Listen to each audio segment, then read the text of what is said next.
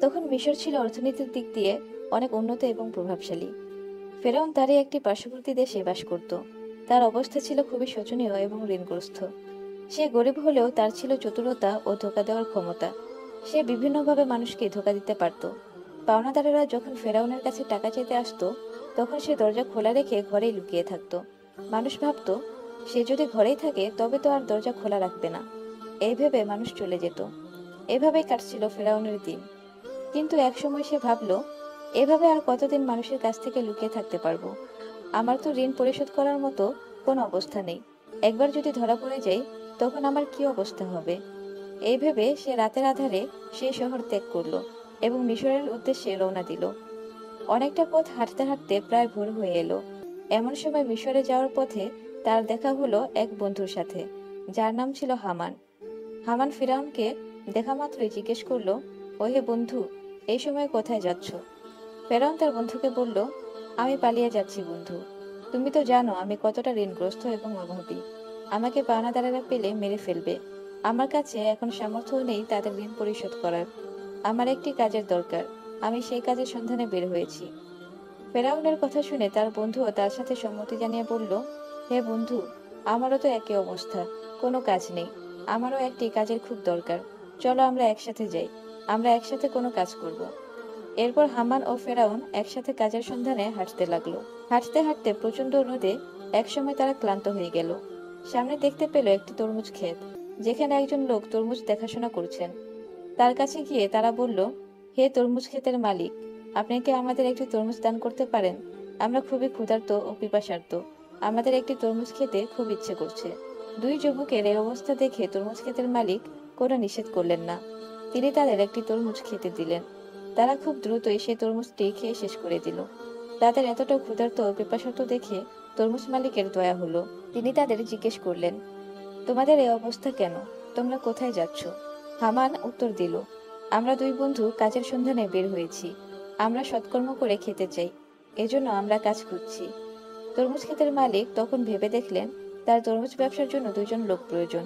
দুই যুবকের নিরীহ মুখের দিকে তাকিয়ে তার মায়া হলো। তাই তিনি বললেন, আমার ব্যবসায় দুইজন মানুষের দরকার। তবে একটি শর্ত আছে। তোমরা যদি সততার সাথে কাজ করো, কোনো চুরি বা ফাঁকি না দাও, তাহলে আমি তোমাদের কাজে নেব। কারণ ব্যবসায় বিশ্বাসটাই সবচেয়ে বড় জিনিস। এই কথা শুনে ফেরাউন কৌশলী ভঙ্গিতে এক ধরনের আত্মবিশ্বাস নিয়ে বলল, মালিক, আপনি আমাদের বিশ্বাস করতে পারেন। আমরা কোনোদিন অসৎ পথে হাঁটিনি, মিথ্যে কথা বলিনি। আমরা যে তরমুজ খেলাম, সেটাও আগে আপনাকে জিজ্ঞেস করেই খেলাম। আমরা সৎ পথে কাজ করব বলেই বের হয়েছি। আপনার ব্যবসাকে আমরা সততার সাথে এগিয়ে নিয়ে যেতে চাই। আপনি আমাদেরকে বিশ্বাস করতে পারেন। ফেরাউনের এমন দৃঢ় উচ্চারণ আর বিনয় দেখে তরমুজ মালিক মুগ্ধ হয়ে গেলেন। তিনি তখনই তাদের দুজনকে কাজের জন্য রেখে দিলেন। তারপর দিন থেকে তাদের কাজ করা শুরু হলো। প্রথম দিকে মালিকের মন জয় করার জন্য ফেরাউন চালাকি করে সততা দেখালো। সে তরমুজ বিক্রি করে সম্পূর্ণ টাকায় তার মালিককে বুঝিয়ে দিয়ে বলল, মালিক, আপনার কথা মতো আজকের সব তরমুজ বিক্রি করে এসেছি। এখানে তার সম্পূর্ণ টাকা রয়েছে। মালিক টাকাগুলো নিয়ে যখন দেখলেন গতদিনের তুলনায় এখন আরো বেশি লাভ হয়েছে, তখন তিনি ফেরাউনের প্রতি সন্তুষ্ট হয়ে বললেন, হে যুবক, গতকাল আমি নিজে গিয়ে যে লাভ না করতে পেরেছি, আজ তুমি একা তার চেয়ে বেশি লাভ করেছ। এটা তো বিস্ময়কর। ফেরাউন, তুমি আমার প্রতি সৎ থেকেছ, তাই আমি তোমার প্রতি সন্তুষ্ট। এই নাও, আমার পক্ষ থেকে কিছু হাদিয়া গ্রহণ করো। এই বলে সেখান থেকে কিছু টাকা তরমুজ ব্যবসায়ী ফেরাউনকে দিল।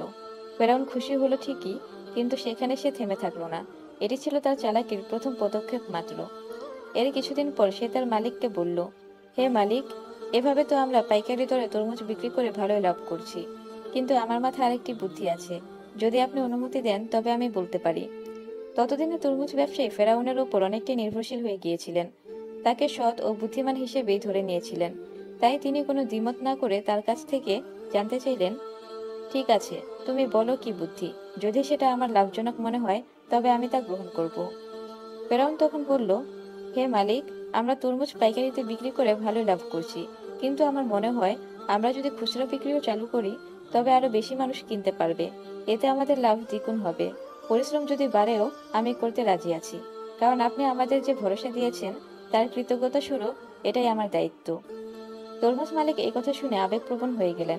ফেরাউনের নিষ্ঠা ও ভালোবাসায় তিনি ভুলে গেলেন। আর কিছু না ভেবে ফেরাউনকে অনুমতি দিয়ে বললেন, ঠিক আছে, তোমার যা ভালো মনে হয় তুমি করতে পারো, আমি তোমাকে ভরসা করলাম। এরপর ফেরাউন তার আসল উদ্দেশ্য সাধন করলো। খুচরা বিক্রির কারণে মালিককে ফাঁকি দিয়ে টাকা সরাতে লাগলো, কিন্তু তাতেও সে সন্তুষ্ট ছিল না। একদিন সে বাজারে শুনতে পেল বাদশাহ ও সেনাপতিরা মাইকিং করছে। তারা বলছে, এত দ্বারা জানানো যাইতেছে যে মিশরের কবরস্থানের জন্য একজন দারোয়ান প্রয়োজন। যদি কেউ এই চাকরি করতে ইচ্ছুক হন তবে অতি সত্বর বাদশাহর দরবারে যোগাযোগ করুন। এই বলে তারা চলে গেল। তখন ফেরাউন তার বন্ধুকে বলল, বন্ধু, এভাবে অল্প লাভে আর কতদিন? চলো আমরা বাদশাহর দরবারে যাই, সেখানে কাজ করলে আমরা আরো বেশি লাভ করতে পারবো। কিন্তু হামান সাহস করতে পারছিল না।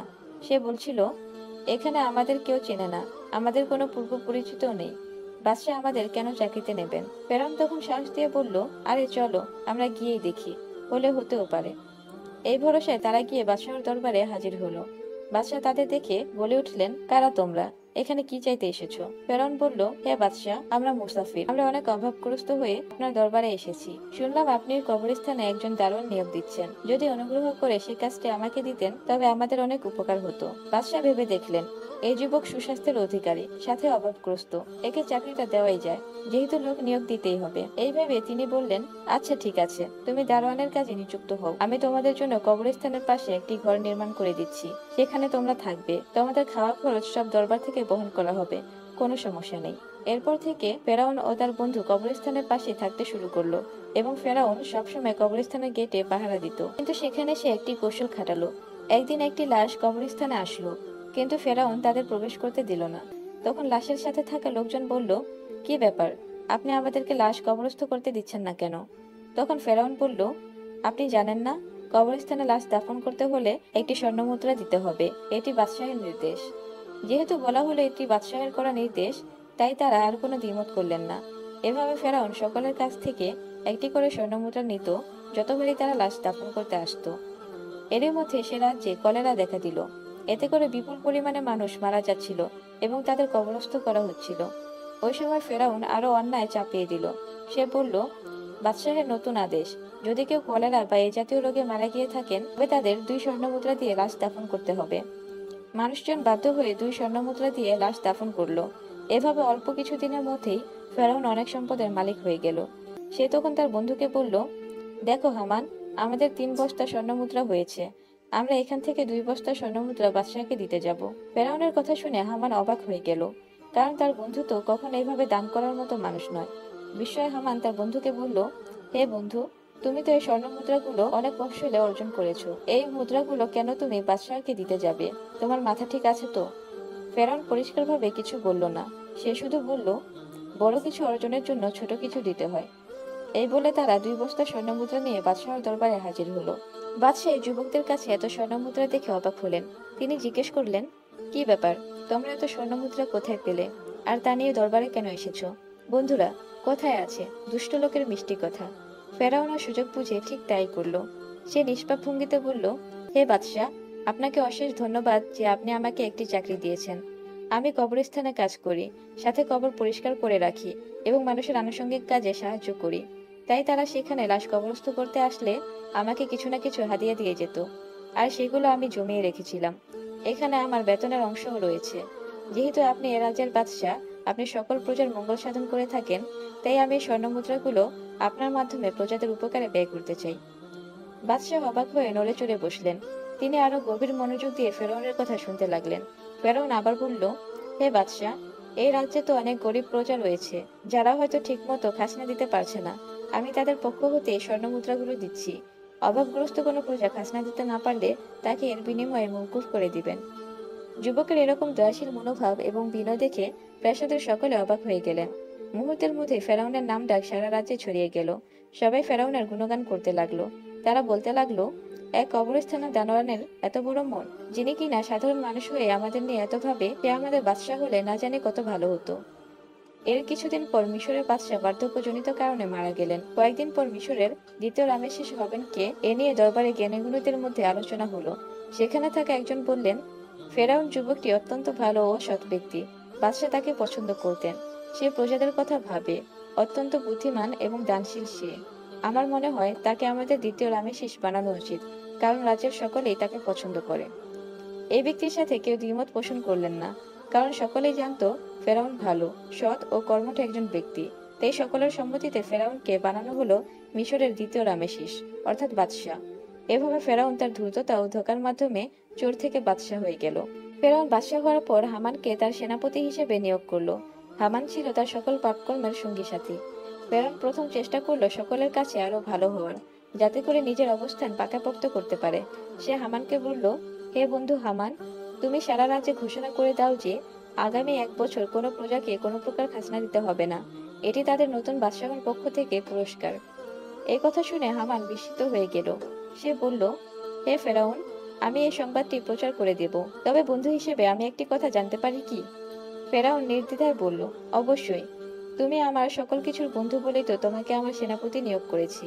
তুমি নির্দ্বিধায় জিজ্ঞেস করতে পারো।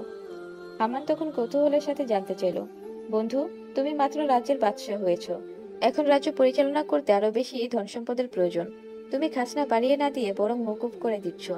এমনটি করলে কি রাজ্য চলবে? ফেরাউন তখন অট্ট হাসি দিয়ে বলল, ওহে বন্ধু আমার, তুমি শুধু দেখো, আগে আমি আমার নিজের আসন নিশ্চিত করি, তারপর বুঝবে আমি এসব কেন করছি। একবার সকলের মন জয় করতে পারলে আমার রাজ্য শাসন আর ঠেকায় কে? ফেরাউনের কথা মতো সারা রাজ্যে ঘোষণা করা হলো, আগামী 1 বছর কোনো প্রকার খাজনা কাউকে দিতে হবে না। এই ঘোষণা শুনে রাজ্যবাসী সকলে খুশি হয়ে গেল।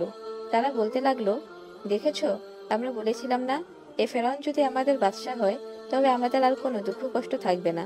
তিনি প্রজাদের পরম কাছের, তিনি প্রজাদের কথা ভাবেন। অবশেষে আমরা একজন যোগ্য শাসক পেয়েছি। এই বলে সকলে খুশি হয়ে গেল।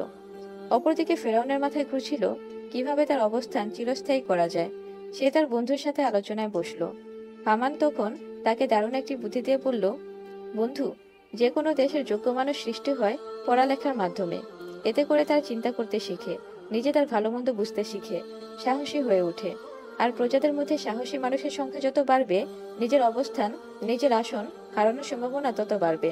তাই আমাদের উচিত রাজ্য থেকে ধর্মীয়, তত্ত্বীয় সব ধরনের লেখাপড়া সম্পূর্ণরূপে বন্ধ করে দেওয়া। এতে করে সকলে আমাদের কথা মেনে চলবে এবং আমাদের বশ হয়ে থাকবে। বন্ধুর কথা ফেরাউনের পছন্দ হলো। ফেরাউন বলল, দারুণ কথা বলেছ। আমি তো এটাই চাই। আমি চাই না আমার রাজ্যে এমন কেউ থাকুক যে কিনা আমার আসন ছিনিয়ে নিতে পারবে। এমনকি কেউ ধর্মের আলো আলোকিত হবে, এটাও আমার পছন্দ না। সবাই শুধু আমাকে মানবে, আমি এটাই চাই। ফেরাউনের মাঝে স্বার্থপরতা ছিল অনেক বেশি। সে চাইতো সকলে শুধুমাত্র তাকেই মেনে চলবে এবং তাকেই পূজা করবে। অতঃপর ফেরাউন সারা রাজ্যে ঘোষণা করে দিল, যেখানে তোমাদের শাসক রয়েছে সেখানে তোমাদের আর পড়ালেখা করতে হবে না। তোমাদের সকল দায়িত্ব এখন থেকে আমার। এই রাজ্যে শিক্ষা নেওয়া এবং কাউকে শিক্ষা দেওয়া সম্পূর্ণরূপে নিষেধ। যদি কেউ বাদশাহর হুকুম অমান্য করো তবে তাকে কঠোর শাস্তি পেতে হবে। এরপর রাজ্যে লেখাপড়া বন্ধ হয়ে গেল। সকলে নিজেদের নিজস্বতা হারিয়ে ফেলল। মানুষ হয়েও যেন তারা চতুষ্পদ প্রাণের মতো বশ হয়ে রইল। ধীরে ধীরে সম্পূর্ণ মিশর তার হাতের মুঠোয় চলে আসলো। এরপর সুযোগ বুঝে ফেরাউন প্রজাদের খাজনাও বাড়িয়ে দিল এবং সারা মিশরে তার প্রভাব বিস্তৃত হয়ে গেল। ঠিক এভাবেই একজন সামান্য চোর থেকে মিশরের অত্যাচারী ও অহংকারী শাসক হয়ে উঠেছিল ফেরাউন। বন্ধুরা, আজকের গল্পটি আপনাদের কেমন লেগেছে? আপনারা যদি ফেরাউনের পরবর্তী সকল কাহিনী জানতে চান তবে চ্যানেলটি সাবস্ক্রাইব করে রাখুন। আল্লাহ আপনাদের সকলকে উত্তম প্রতিদান দিন। আমিন।